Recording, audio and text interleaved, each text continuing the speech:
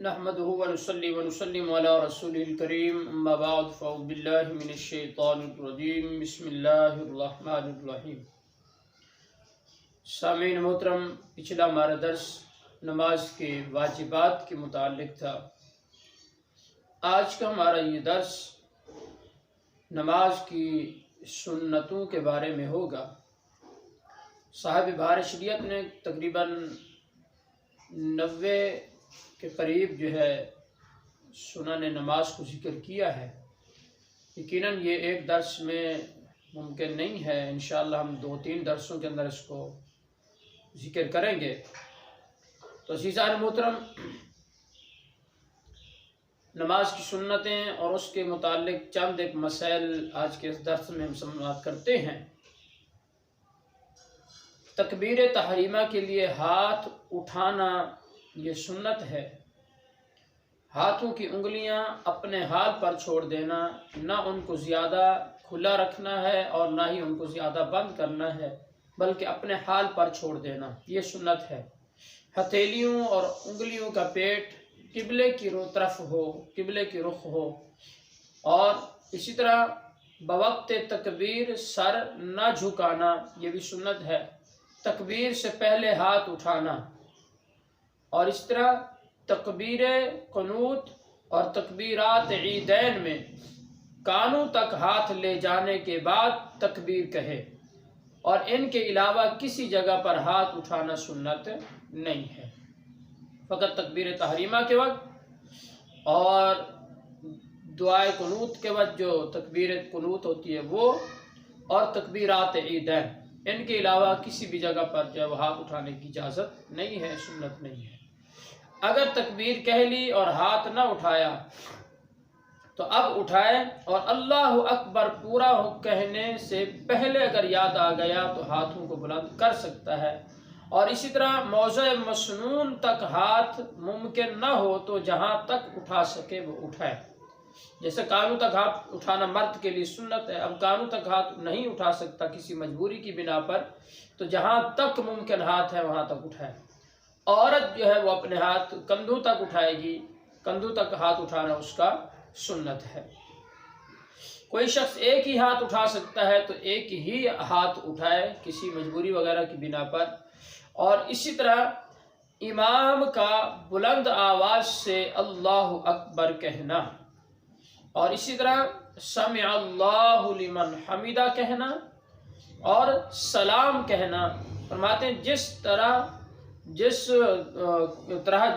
قدر بلند آواز کی حاجت ہے، بس اسی طرح اسی قدر وہ ہاتھوں کو بلند کرے، یعنی آواز کو بلند کرے، اس لیے کہ بغیر ضرورت کے اگر آواز کو زیادہ بلند کرے گا تو فرمائے یہ درست نہیں ہے۔ امام کو تکبیر تحریمہ اور تکبیرات انتقال سب میں جہر مسنون ہے۔ اگر امام کی تکبیر کی آواز مقتدیوں کو نہیں پہنچتی تو بہتر ہے کہ کوئی مقتدی بھی بلند آواز کہے، جسے ہم عمومی طور پر مکبر کہتے ہیں۔ نماز شروع ہونے اور انتقالات کا سب حال معلوم ہو جائے، اور بلا ضرورت مکروہ بدعت ہے۔ فرمایا جہاں اگر ضرورت نہیں ہے مکبر کی، وہاں بلا ضرورت مکبر کھڑا کرنا یہ مکروہ ہے۔ تکبیر تحریمہ سے اگر تکبیر تحریمہ مقصود نہ ہو بلکہ محض اعلان مقصود ہو تو فرمایا نماز شروع ہی نہیں ہوگی۔ فرمایا اسی طرح ہونا یہ چاہیے کہ تکبیر تحریمہ سے مقصود ہو، تکبیر سے یعنی تحریمہ مقصود ہو، اور جہر سے وہ اعلان مقصود ہو تو کوئی حرج نہیں ہے۔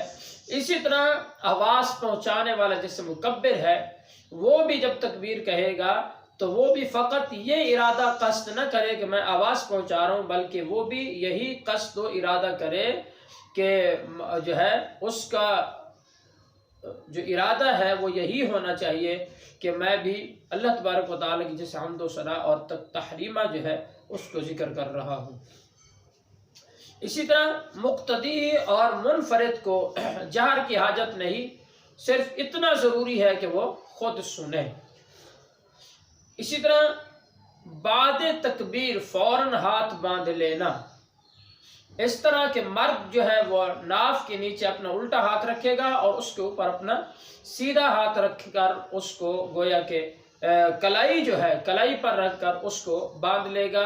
چھوٹی انگلی اور انگوٹھا جو ہے وہ اس کے ارد گرد کر لے گا اور باقیہ جو 3 انگلیاں ہیں وہ کلائی کے اوپر بازو کے اوپر بچھا دے گا، یعنی اس طرح کر کے باندھ دے گا۔ مرد جو ہے وہ اس طرح باندھے گا، اور عورت جو ہے وہ اپنا الٹا ہاتھ سینے پہ رکھ کر جو ہے اس کے بعد اپنا سیدھا ہاتھ جو وہ سینے پر رکھے گی۔ عورت اس طرح ہاتھ نہیں باندھے گی جس طرح مرد ہاتھ باندھتے ہیں۔ فرمایا اسی طرح بیٹھے ہوئے یا لیٹنے کی حالت میں بھی اگر نماز پڑھے گا تو تب بھی اسی طرح وہ ہاتھ وغیرہ باندھے گا۔ اور اسی طرح کچھ لوگ یہ کرتے ہیں کہ تکبیر تحریمہ جس وقت کہتے ہیں تو وہ اللہ اکبر کہتے ہوئے ہاتھوں کو پہلے نیچے لے جاتے ہیں پھر باندھتے ہیں۔ فرمایا یہ درست نہیں ہے۔ جیسے ہی کانوں کو ہاتھ لگا کر اللہ اکبر کہتے ہوئے فوراً آ کر ہاتھ باندھ لیں، نیچے ہاتھ نہیں لٹکانے چاہیے۔ اسی طرح فرمایا ثنا، تعوذ اور تسمیہ اور آمین کہنا اور ان سب کا آہستہ ہونا۔ اسی طرح ثنا پڑھے، پھر اس کے بعد اعوذ باللہ شریف پڑھے، اس کے بعد بسم اللہ شریف پڑھے۔ فرمایا اور ہر ایک کے بعد دوسرے کو فوراً پڑھے، وقفہ نہ کرے، اور تحریمہ کے بعد فوراً ثنا پڑھے، اور ثنا میں وجل ثناؤک غیر جنازہ میں نہ پڑھے، اور دیگر اذکار جو احادیث میں وارد ہیں وہ سب نفل کے لیے ہے۔ عزیزان محترم، تحریمہ کے بعد وہ ثنا پڑھے گا کیونکہ وجل ثناؤک یہ جنازے کے اندر پڑھا جاتا ہے، لیکن جو نماز کے اندر ہے وہ ثنا جو نماز میں پڑھی جاتی ہے سبحانک اللہم وبحمدک وتبارک اسمک وتعالی جدک ولا الہ غیرک، یہ پڑھے گا۔ اس کے بعد اعوذ باللہ شریف، پھر بسم اللہ شریف، پھر سورہ فاتحہ، پھر سورت ملائے گا۔ عزیزان محترم، یہ 90 سنن میں سے 22 سنن جو ہے آپ حضرات کے سامنے ذکر کی ہیں، اور کچھ چند ایک مسائل بھی اسی کے درمیان ہم نے سماعت کیے ہیں۔ اللہ تبارک و تعالیٰ کی بارگاہ سے ہم دعا کرتے ہیں کہ اللہ تبارک و تعالیٰ ہم سب کو صحیح طور پر نماز کی سنتیں سیکھ کر سنت کے مطابق اپنی نماز کو ادا کرنے کی توفیق عطا فرمائے۔ آمین۔ وآخر دعوانا الحمدللہ رب العالمین۔